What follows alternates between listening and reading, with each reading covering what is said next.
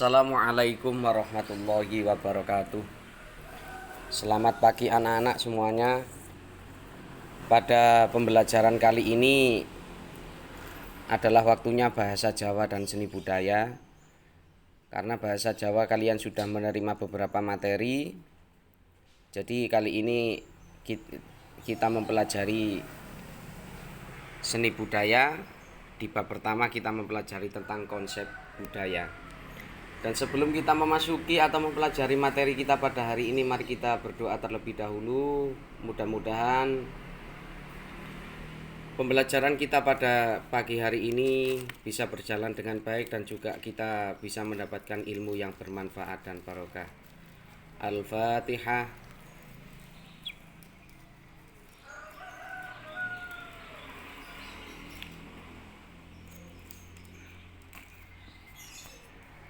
Pada slide pertama kita akan mempelajari yang pertama, pengertian budaya.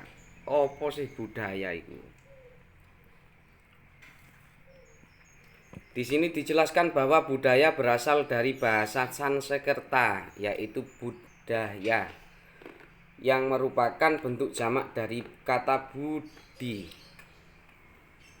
yang artinya budi itu adalah budi dan akal, yang juga diartikan sebagai hal-hal yang berkaitan dengan budi dan akal manusia.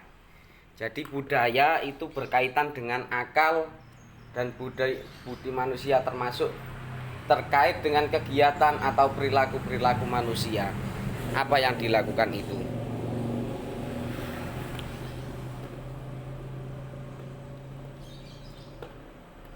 Budaya mengandung pengertian yang sangat luas yang meliputi pemahaman perasaan suatu bangsa yang kompleks, meliputi kepercayaan, seni, moral, hukum, adat istiadat, dan pembawaan lainnya yang diperoleh masyarakat.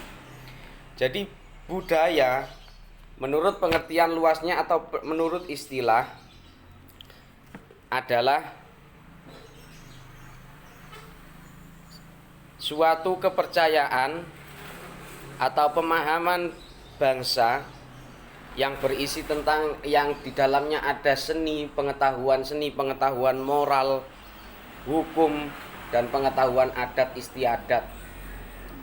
Pasti bertentangan dengan hal tersebut.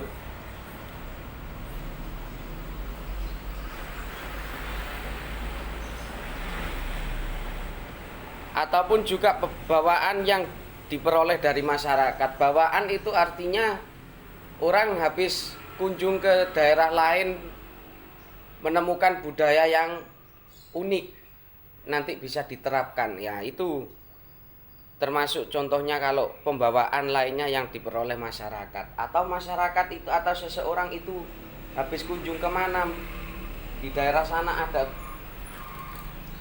budaya yang sangat unik, bisakah diterapkan di daerah kita? Itu namanya kebudayaan. Dan juga bisa diartikan bahwa budaya adalah kegiatan masyarakat pada suatu daerah yang menggambarkan ciri dan karakteristik daerah tersebut. Kegiatan ini diturunkan secara turun-temurun dan dijaga serta dilestarikan hingga saat ini. Jadi budaya bisa diartikan juga bahwa kegiatan pada suatu masyarakat, pada suatu daerah yang menggambarkan ciri dan karakteristik, punya ciri khas sendiri, punya karakteristik sendiri. Contohnya apa? Yang sudah ada di daerah kita. Contoh adat istiadat. Kalau di daerah kita, di daerah Jawa sering mengadakan acara kenduri atau kenduren. Itu kan juga adat istiadat, kan menggambarkan ciri dan karakteristik pada daerah tersebut. Yang daerah kini kendurene bagaimana, di daerah sini bagaimana, sendiri-sendiri. Pasti ada keunikannya. Kegiatan ini diturunkan secara turun-temurun dan dijaga serta dilestarikan. Nah, yang namanya budaya pasti turun-temurun dan harus bisa dilestarikan. Jangan sampai budaya itu ditinggalkan. Jadi kita, apalagi kalian yang sebagai pemuda-pemuda, harus bisa melestarikan, jangan sampai meninggalkan kebudayaan. Nah, setelah ini unsur-unsur budaya. Menurut Kunchoro Ningrat, istilah universal dan dapat ditemukan di dalam kebudayaan semua bangsa yang tersebar di berbagai penjuru dunia. Ada 7 unsur kebudayaan tersebut. Yang pertama, sistem bahasa. Jadi unsur budaya menurut Kunchoro Ningrat itu ada 7. Yang pertama, sistem bahasa. Sistem bahasa adalah suatu pengucapan yang indah dalam elemen kebudayaan dan sekaligus menjadi alat perantara yang utama bagi manusia untuk meneruskan atau mengadaptasikan kebudayaan. Bentuk bahasa ada 2, yaitu bahasa lisan maupun bahasa tulisan. Yang dimaksud bahasa adalah suatu pengucapan yang indah di dalam elemen kebudayaan lah. Apalagi di negara kita, negara Indonesia yang mempunyai banyak bahasa. Di Madura punya bahasa sendiri, di Jawa punya bahasa sendiri. Terus nanti ke Jakarta orang Betawi juga punya bahasa sendiri. Sistemnya sendiri-sendiri.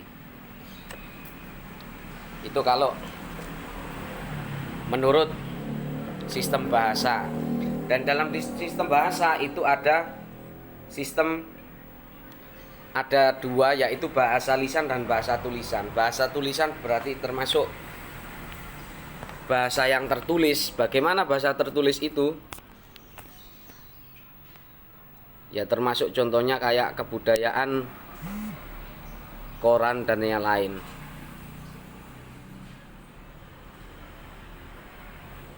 Unsur yang kedua, ada sistem pengetahuan. Sistem pengetahuan itu berkisar pada pengetahuan tentang kondisi alam sekelilingnya dan sifat-sifat peralatan yang dipakainya. Sistem pengetahuan meliputi ruang pengetahuan tentang alam sekitar, flora dan fauna, waktu, ruang dan bilangan, sifat-sifat dan tingkah laku sesama manusia dan tubuh manusia. Sistem pengetahuan menjelaskan tentang kondisi alam sekelilingnya. Kebudayaan di sekeliling kita, alam-alamnya seperti apa. Dan yang meliputi ruang sekitar, flora dan fauna, keadaan flora faunanya bagaimana, waktu, ruang dan bilangan. Yang ketiga ada sistem kemasyarakatan atau organisasi sosial. Di sini organisasi sosial merupakan sekelompok yang anggotanya merasa satu dengan sesamanya. Sistem kemasyarakatan atau organisasi yang meliputi kekerabatan, asosiasi dan perkumpulan, sistem kenegaraan, sistem kesatuan hidup perkumpulan. Organisasi sosial itu juga termasuk budaya. Contohnya bagaimana kok bisa terjadi di budaya? Dengan keorganisasian. Di situ sudah dijelaskan yang meliputi kekerabatan. Kekerabatan, jadi kita bergabung di organisasi bisa menyambung kekerabatan dengan sesama teman.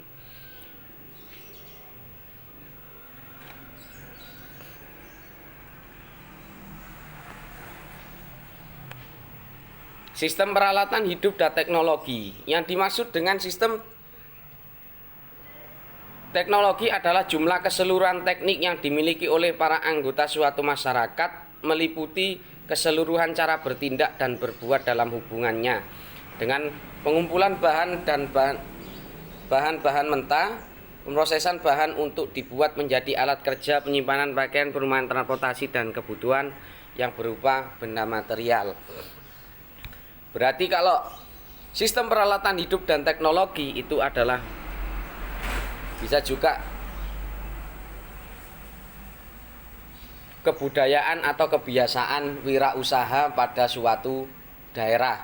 Contohnya kalau di dekat daerah kita sini, contoh budayanya, usahanya, atau sistem peralatan hidup yang terjadi.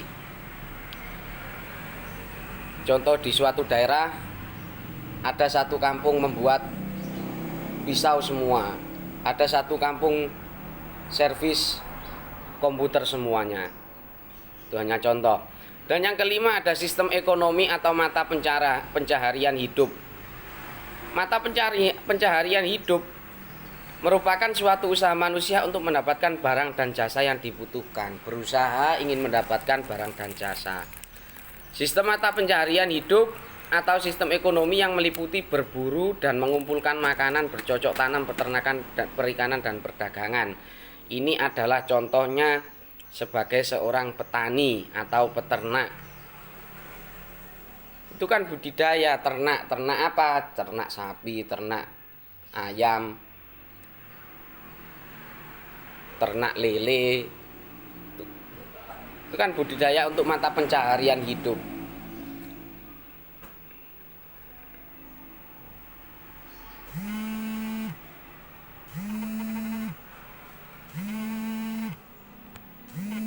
Untuk yang keenam, ada sistem religi. Sistem religi dapat diartikan sebagai sebuah sistem yang terpadu antara keyakinan dan praktek keagamaan yang berhubungan dengan hal-hal suci dan tidak terjangkau oleh akal.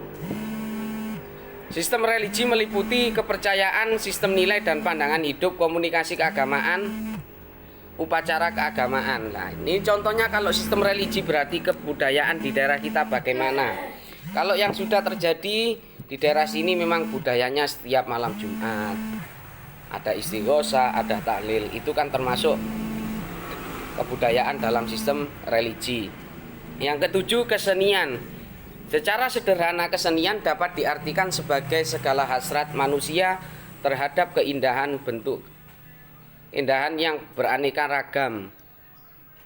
Itu timbul dari permainan imajinasi kreatif yang dapat memberikan kepuasan batin bagi manusia.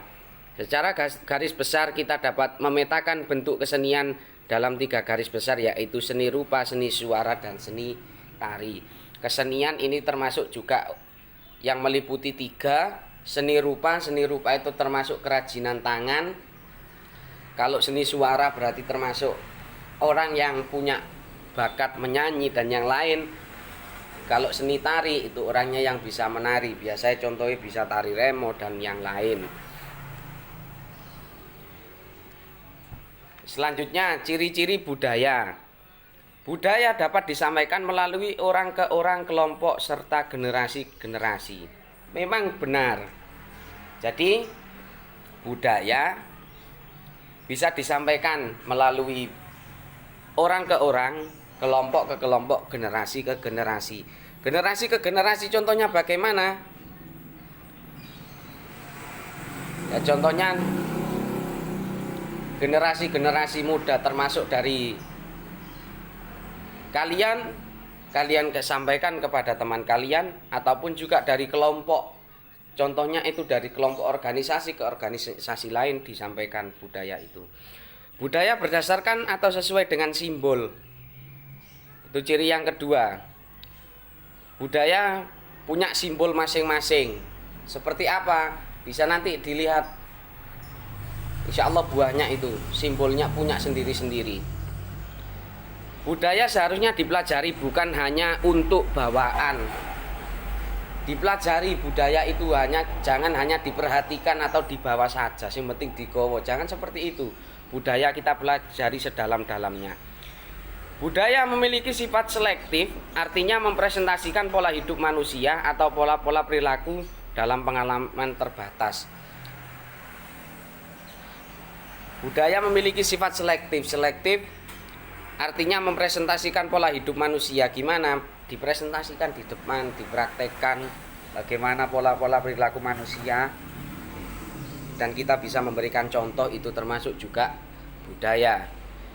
Yang kelima, budaya memiliki sifat dinamis, artinya bisa berubah selamanya atau sepanjang waktu. Jadi budaya kadang juga itu sudah terjadi dari sebelum kita ada dulu. Contohnya budaya Jawa yang dulunya seperti ini bisa berubah. Berubahnya bagaimana? Bukan berubah total, tidak, pasti ada perubahan sedikit, ditambah ada tambahan, ada pokoknya ada perubahan.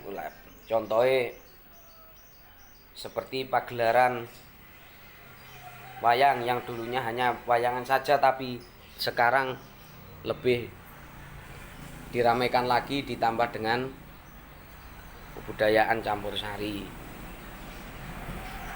Yang ke-6, antar unsur budaya yang satu dengan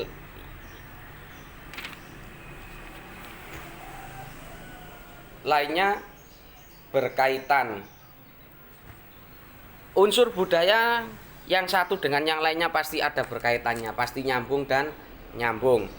Yang ke-7, merasa budayanya sendiri yang paling baik dan etnosentrik. Pasti orang semuanya selalu merasa budayanya itu paling baik sendiri. Kita juga seperti itu. Kalau di daerah sini pasti merasa budayanya juga semakin baik. Tapi kalau di daerah sini masih minim orang yang mengatakan seperti itu. Tapi yang lebih banyak itu di daerah barat, termasuk daerah Jawa Tengah dan juga di Jawa, di daerah Yogyakarta itu yang paling bagus. Dah, sampai sini mudah-mudahan kalian bisa memahami semuanya. Dan jikalau nanti masih ada yang kurang paham, bisa ditanyakan ke saya dengan via WA pribadi. Terima kasih, mudah-mudahan semuanya yang telah kalian pelajari bermanfaat bagi kalian semuanya. Wallahul muwaffiq ila aqwamit thoriq. Wassalamualaikum warahmatullahi wabarakatuh.